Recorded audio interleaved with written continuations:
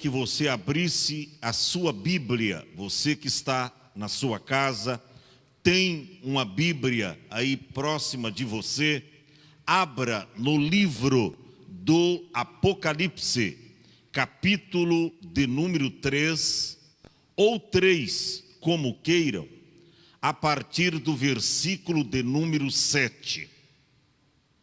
Glória a Deus. Sexta carta à igreja de Filadélfia. Diz assim o texto sagrado: e ao anjo da igreja que está em Filadélfia escreve: isto diz o que é santo, o que é verdadeiro, e que tem a chave de Davi, o que abre e ninguém fecha, e fecha e ninguém abre. Eu sei as tuas obras, eis que diante de ti pus uma porta aberta, e ninguém a pode fechar. Tendo pouca força, guardaste a minha palavra e não negaste o meu nome. Eis que eu farei aos que são da sinagoga de Satanás, aos que se dizem judeus e não são, mas mentem. Eis que eu farei que venham e adorem prostrados a teus pés, e saibam que eu te amo. Como guardaste a palavra da minha paciência, também eu te guardarei da hora da tentação que há de vir sobre todo mundo, para tentar os que habitam na terra. Eis que venho sem demora, guarde o que tens, para que ninguém tome a tua coroa. Ao que vencer, eu farei coluna no templo de meu Deus, e dele nunca sairá, e escreverei sobre ele o nome do meu Deus, o nome da cidade do meu Deus, a nova Jerusalém, que desce do céu do meu Deus, e também o meu novo nome.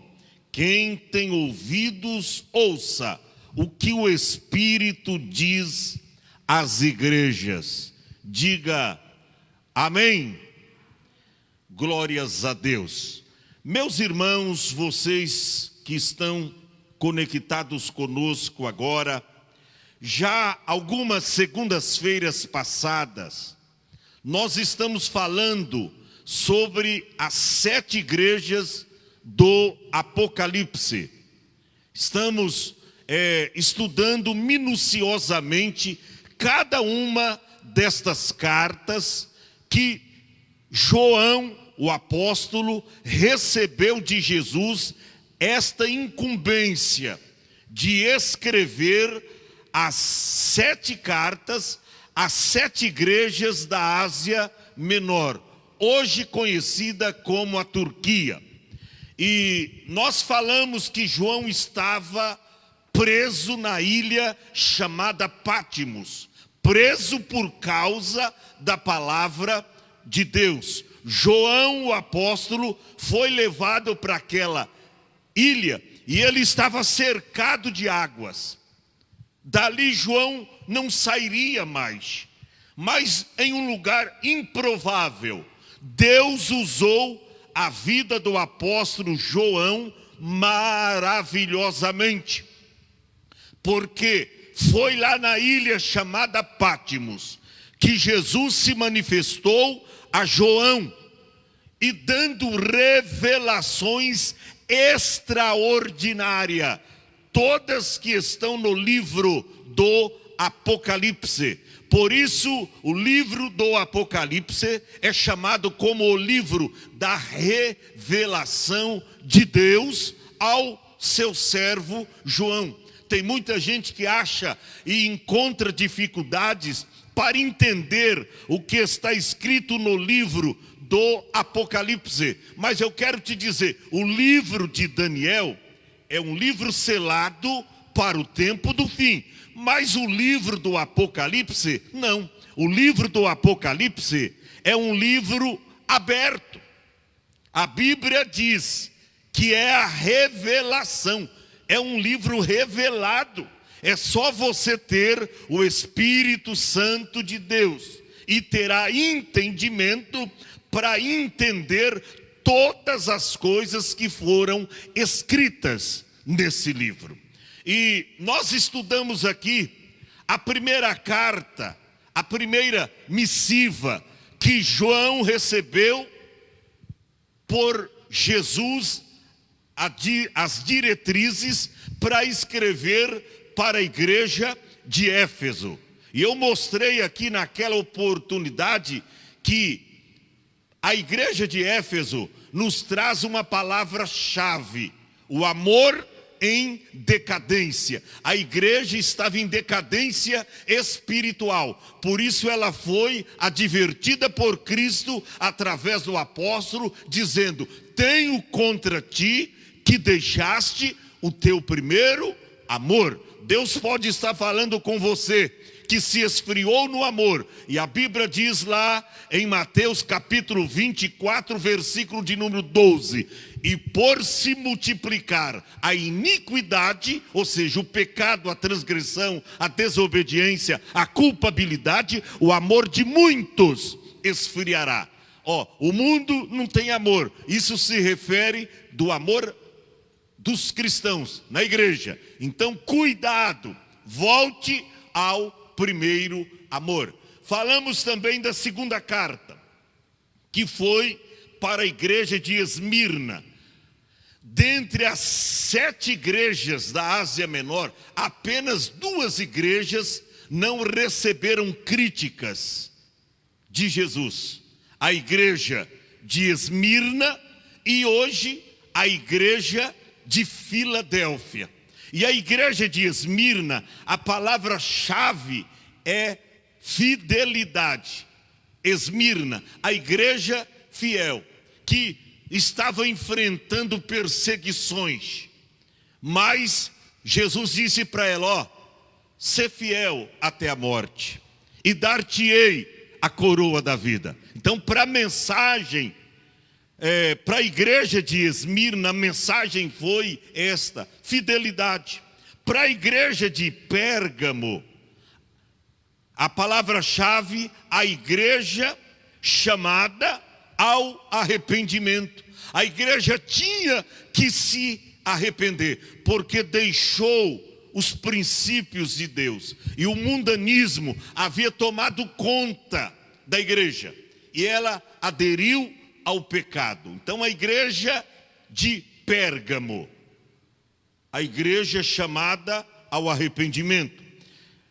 Estudamos aqui também sobre a carta à igreja de Tiatira, a igreja tolerante, que tolerou a doutrina de Jezabel, a doutrina ou os ensinamentos dos nicolaítas, que se formou grupos na igreja e começou a atrapalhar o andamento da obra de Deus. Então a igreja de Tiatira, nós aprendemos que era uma igreja tolerante, a igreja que tolerava uma doutrina falsa, a igreja que tolerava o pecado.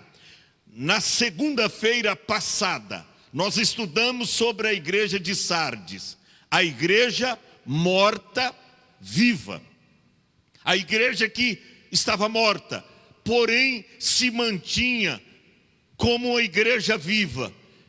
Tanto é que ela dizia: eu estou viva. Mas Jesus disse: e não sabe que estás morta. Tem nomes de que vives, mas estás morta. E hoje, a sexta carta é exatamente para a igreja de Filadélfia. Pastor, o que significa Filadélfia? Amor fraternal. Aleluia! É a igreja do amor fraternal. A igreja de Laodiceia, nós vamos estudar a semana que vem, fechando as cortinas desse ensinamento.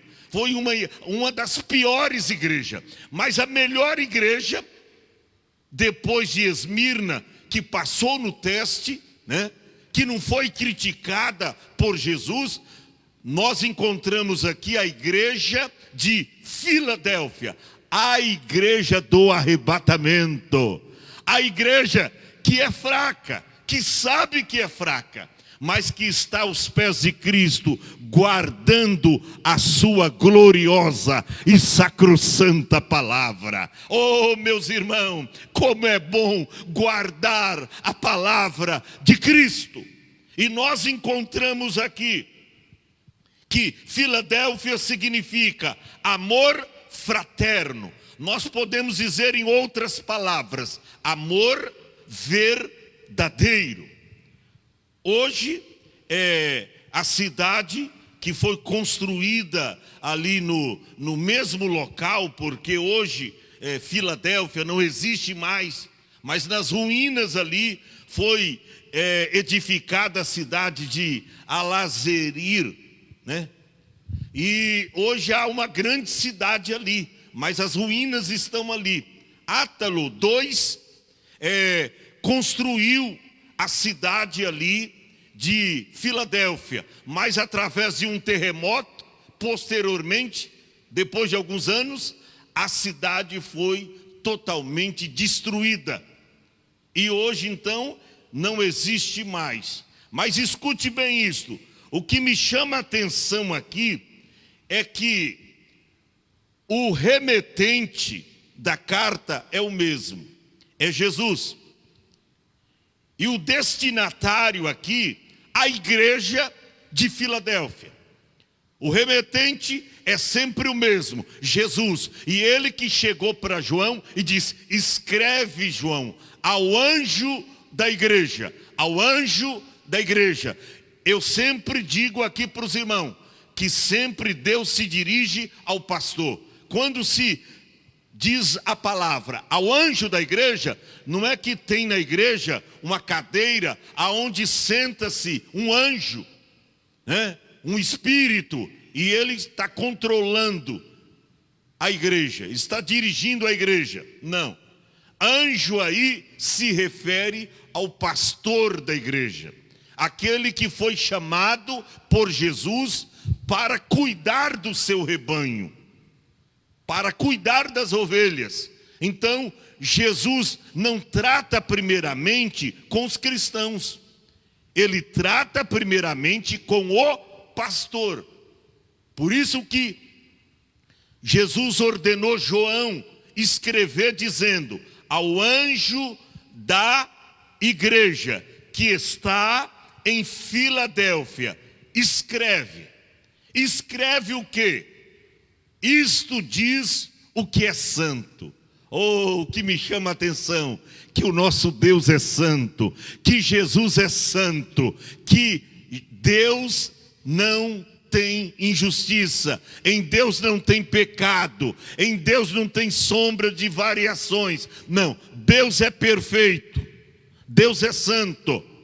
Ele é santo, foi chamado de santo 3 vezes por Isaías no capítulo 6. Santo, santo, santo é o Senhor dos exércitos. Então, escreve o que? Isto diz o que é santo, o que é verdadeiro. Ou seja, não tem como você que está conectado conosco duvidar desta palavra, porque quem as escreveu, quem mandou, quem ordenou que essas palavras fossem escritas, foi Jesus. Foi Jesus. E ele, primeiro, é santo. Segundo, verdadeiro, que tem a chave de Davi. Por que tem a chave? Chave aí significa autoridade. E por que chave de Davi? Porque Jesus era descendente de Davi.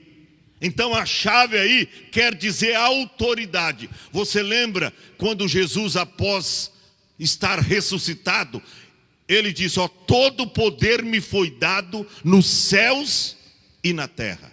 Todo poder. poder na terra, o poder de ferir, o poder de dar vida, o poder de curar, o poder de matar, o poder da honra, o poder da glória. Todo o poder na terra é de Jesus. E no céu, os anjos se prostram diante do escabelo dos seus pés. Jesus no céu é adorado. Então todo o poder foi dado a nosso Senhor e Salvador Jesus Cristo. Então João recebeu a ordem de Jesus dizendo, escreve à igreja que está em Filadélfia. Isto diz o que é santo, o que é verdadeiro e o que tem a chave de Davi. O que abre e ninguém fecha. E que fecha, e que abre, ou que fecha, e ninguém abre. Esse é o Jesus que mandou João escrever. Olha, escreve aí, João, escreve. Isso diz o que é santo, o que é verdadeiro, que tem a chave de Davi, o que abre e ninguém fecha, e o que fecha e ninguém abre. Ou seja, a porta que Deus fecha, ninguém consegue abrir. Aleluia. Mas olha o que diz o verso de número 8. Eu sei as tuas obras. Jesus se manifestou assim a todas as 7 igrejas. Eu sei as tuas obras. Em outras palavras, eu conheço as tuas obras. Eu sei aquilo que você faz. Eu conheço as suas intenções. Eu conheço os seus pensamentos. Quando você abre a sua Bíblia no Salmo 139, você vai ver o salmista dizendo, olha, antes que haja uma palavra na minha língua, eis que tudo o Senhor conhece. Deus conhece tudo. Provérbios capítulo 15, versículo de número 3, está escrito que os olhos do Senhor estão em todos os lugares, contemplando os bons e os maus. Deus sabe de tudo. Deus conhece você. Deus conhece tudo. E nesse versículo de número 8, Jesus diz, escreve aí, João, eu sei as tuas obras. E eis que diante de ti pus uma porta aberta. Vou recapitular. Eis que diante de ti pus uma porta aberta. E ninguém a pode fechar. Talvez eu estou falando aqui com milhares de pessoas que estão preocupados nesta pandemia. Estou falando com comerciantes, com pessoas de Deus, que trabalham com seriedade, que trabalham com temor e tremor para cuidar da sua família. E estão preocupados porque são muitos os comércios fechando. Mas eu quero te dizer, Deus mandou você abrir esse negócio, você abriu, fique tranquilo, porque Deus está colocando diante de você uma porta aberta, e Ele diz, eis que diante de ti pus uma porta aberta, e ninguém a pode fechar.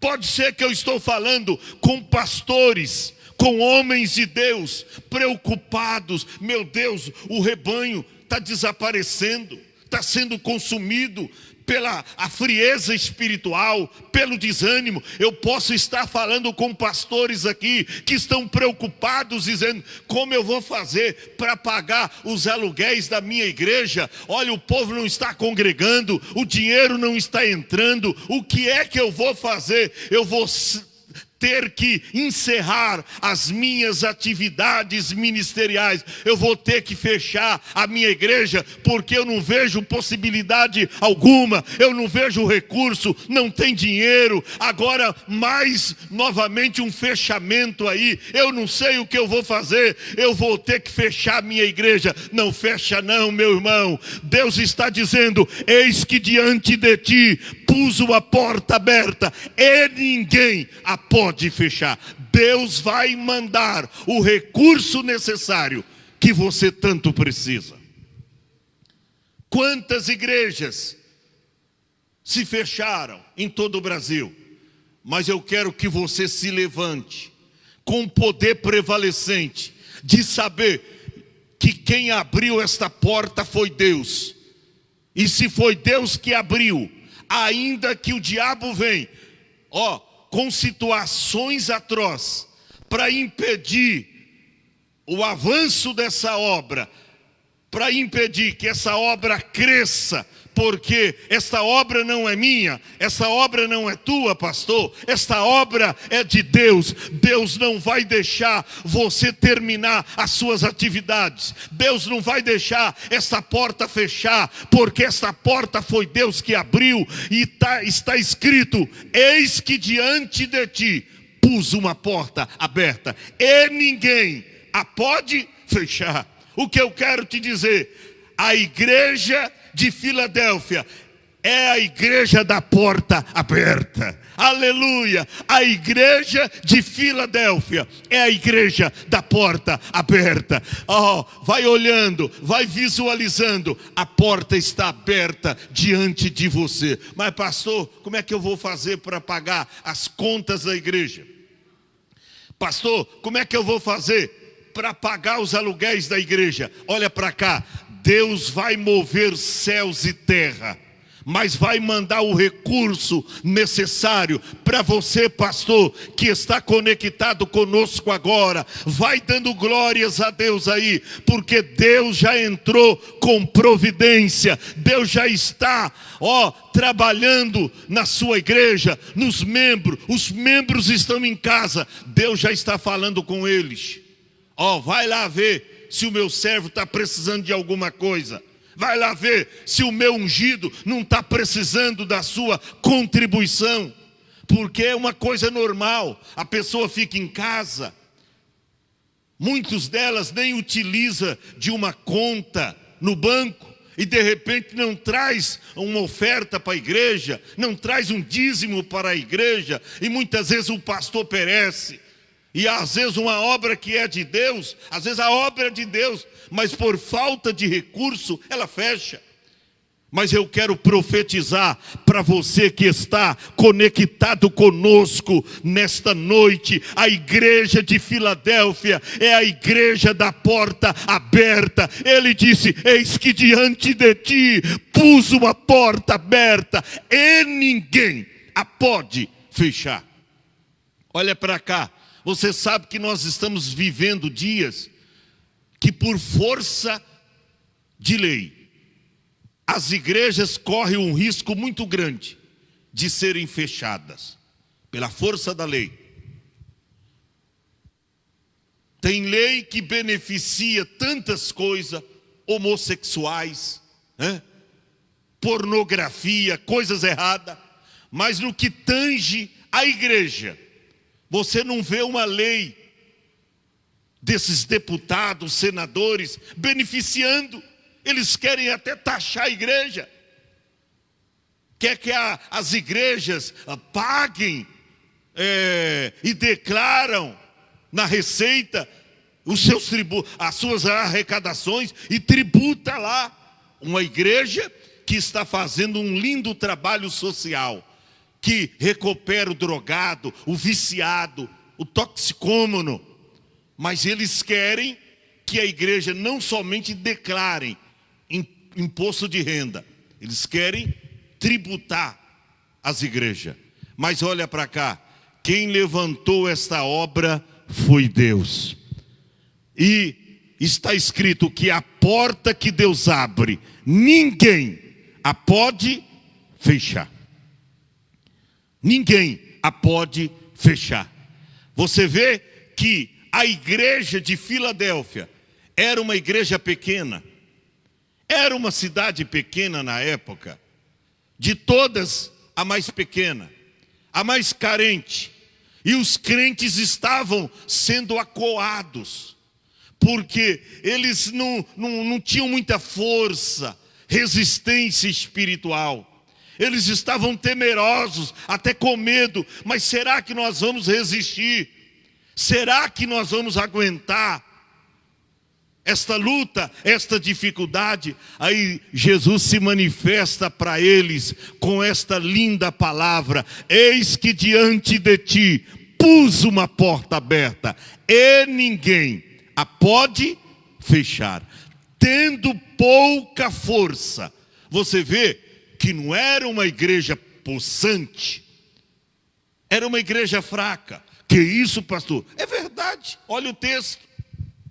Era uma igreja fraca, mas uma igreja dependente, uma igreja que estava aos pés de Cristo, uma igreja fiel, uma igreja que guardava a palavra de Deus. Por isso está escrito: tendo pouca força, guardaste a minha palavra e não negaste o meu nome. Igreja fiel, igreja dependente, mesmo tendo pouca força, pouca resistência, mas fez de tudo para guardar a palavra de Deus no coração. Olha para cá, meu irmão, eu não sei qual é o tipo de dificuldade que você está presenciando, que você está vivenciando, que você está enfrentando. Eu não sei qual é o seu problema, qual é a adversidade que você está enfrentando, mas olha, ser fiel ao teu Deus, ser fiel aos princípios da palavra do eterno. Guarde a palavra de Deus, mesmo sendo fraco, mesmo se sentindo fraco. Faça como a igreja de Filadélfia. Tendo pouca força, ela guardou a palavra e não negou o nome de Cristo, não negou a fé, a sua origem. E aí, no versículo 9, Jesus disse: eis que eu farei aos da sinagoga de Satanás. Estava ali instalado, eu já disse, em todas as 7 cidades da Ásia Menor, o Império Romano. E ali permitia todo tipo de religião, todo tipo de deuses. E eles não proibiam naquela época as igrejas, mas por força da lei, eles obrigavam a adorar os ídolos deles. Eles obrigavam por força da lei. Então, estes da sinagoga de Satanás havia aderido o Império Romano e eram judeus, dizendo ser judeus, mas não eram judeus. Por quê? Porque não viviam a essência do Evangelho. Por isso Jesus disse: eis que eu farei aos da sinagoga de Satanás, aos que se dizem judeus e não o são, mas mentem. Hoje tem muita gente que se dizem cristãos ou cristã, mas não vive a essência do Evangelho, não obedecem a palavra de Deus.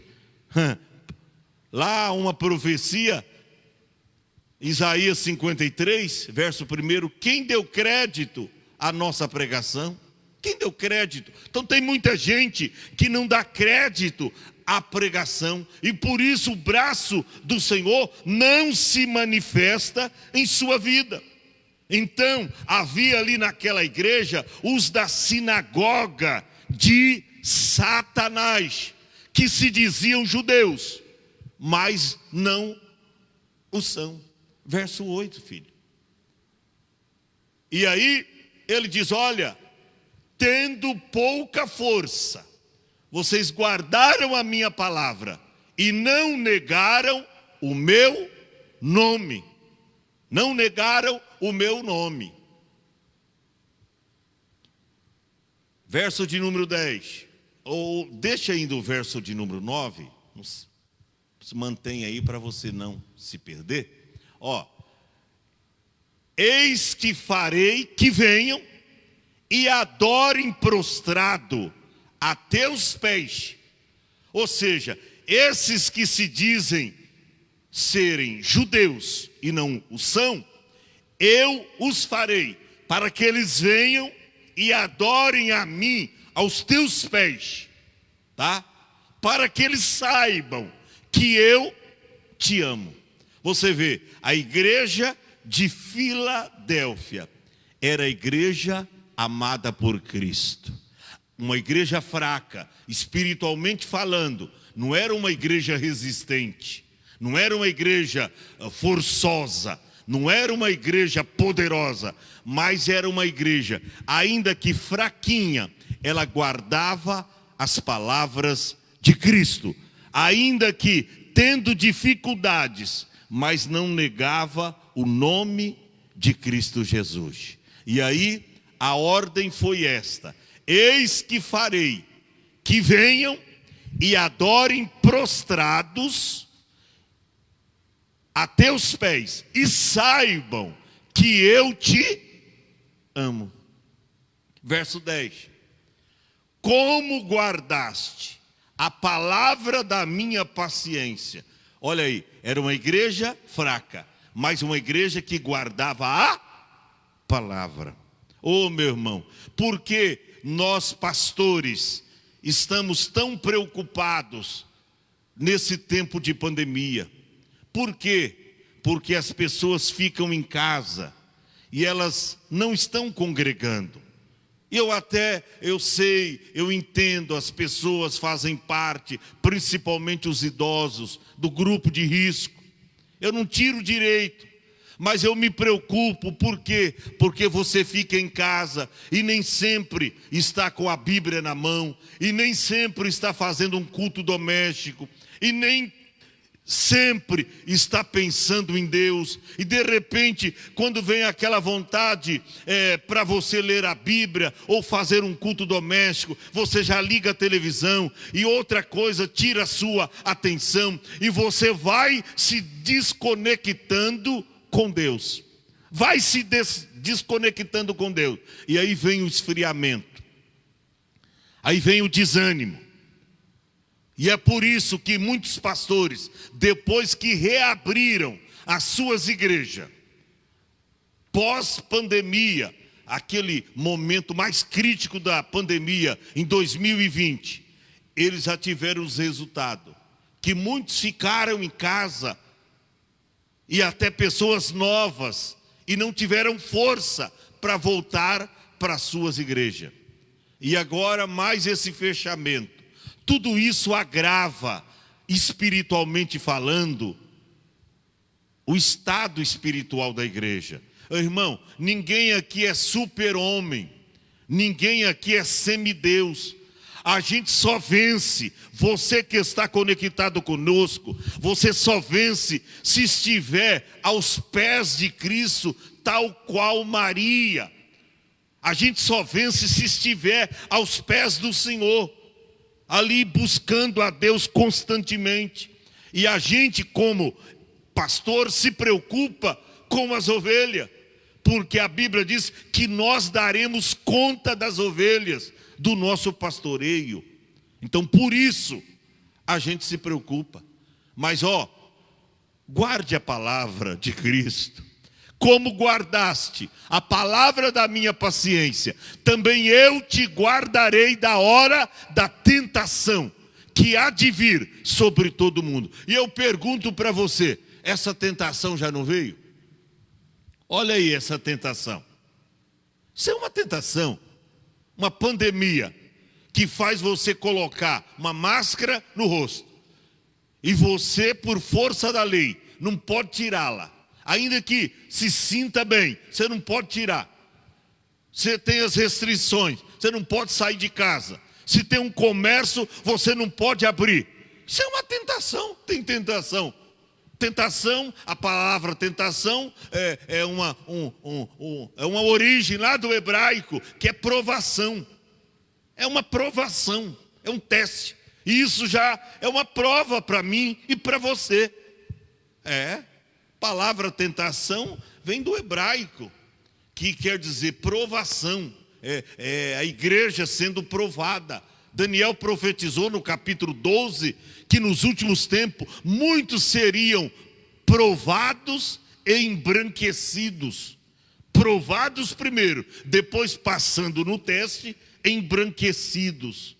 Ou seja, recebem vestes brancas, mas primeiro provados. E aqui nós encontramos como guardaste a palavra da minha paciência, também eu te guardarei da hora da tentação. Fique tranquilo, Deus tem promessa sobre a tua vida. A Covid não vai dominar você, não. A Covid não vai dominar a sua família, não. Porque Deus é poderoso suficientemente para banir esta praga da tua casa e da sua família. Deus é poderoso para fazer isso, até com a nação brasileira. Oxalá que todos os brasileiros caíssem de joelho e buscassem a Deus. Mas as pessoas preferem falar mais do presidente do que falar de Jesus e se humilhar aos pés de Jesus, que pode mudar da noite para o dia a história da nação brasileira e o porquê não dizer de todo mundo. Deus pode fazer isso. E a Bíblia diz,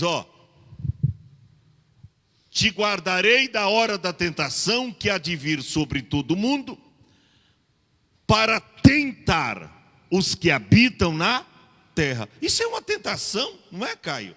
Até um garoto, até uma criança tem que colocar uma máscara. Ela, sabendo que está perdendo a sua infância, poderia brincar com seus coleguinhas, poderia estudar, está privado de estar na escola. O que é isso? É uma provação, é uma tentação. São os dias más que nós estamos vivendo.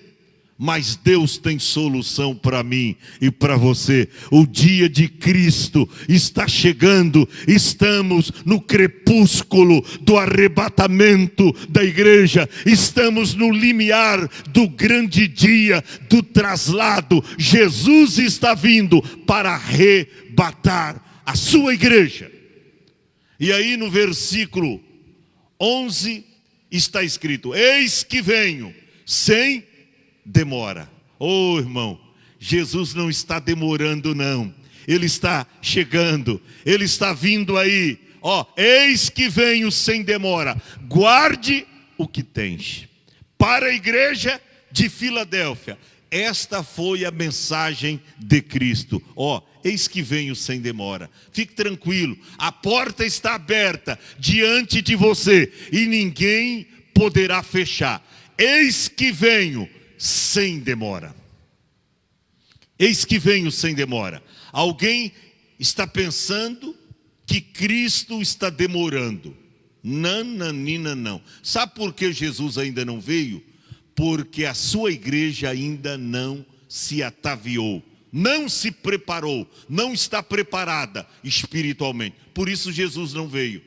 Mas a Bíblia diz lá na carta aos Hebreus, no capítulo de número 10, versículo 37, porque ainda um pouquinho de tempo, o que há de vir, virá, e não tardará. Irmão, Cristo está voltando, Cristo está vindo aí, aleluia. Continue firme, guarde a palavra da paciência de Cristo, guarda com perseverança, guarda na totalidade, guarda com temor e tremor, como guardaste a palavra da minha paciência, também eu te guardarei da hora da tentação que há de vir sobre todo mundo. Eis que venho sem demora. Guarde o que tens, para que ninguém tome a sua coroa. Pastor, espera aí, mas o que é que eu tenho? Eis que venho sem demora. Guarde o que tens. O que é que eu tenho? Você tem a salvação em Cristo.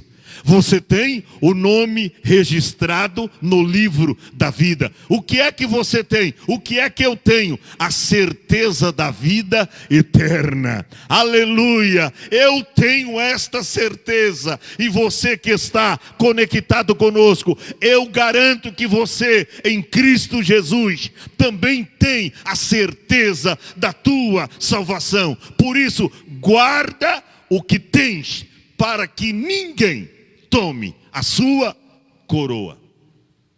Não deixa ninguém tomar a sua coroa.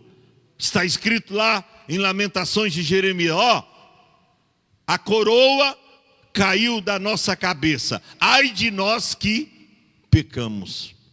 Só tem uma coisa que faz com que nós percamos a nossa coroa, ou que ela seja tirada da nossa cabeça. Caiu, está lá em Lamentações 5 e o verso de número 16. Caiu a coroa da nossa cabeça. Mas caiu por quê? Ai de nós. Por quê? Pecamos. Só tem uma maneira de você perder a sua entrada no céu. Por isso Jesus te aconselha e aconselhou a igreja de Filadélfia. Eu já estou terminando. Eis que venho sem demora. Guarde o que tens, para que ninguém tome a sua coroa. E aí ele diz: ao que vencer e guardar.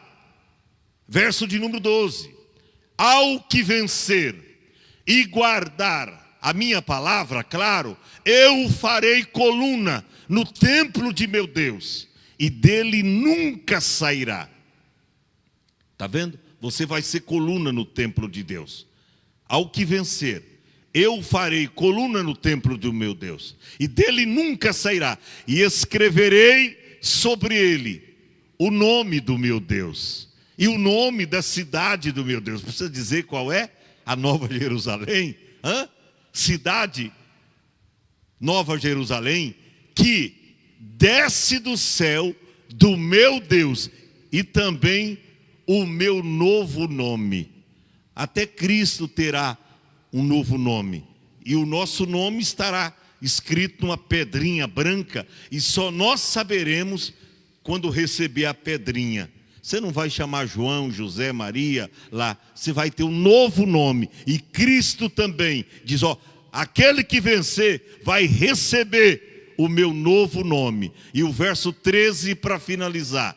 Quem tem ouvidos ouça o que o Espírito diz às igrejas.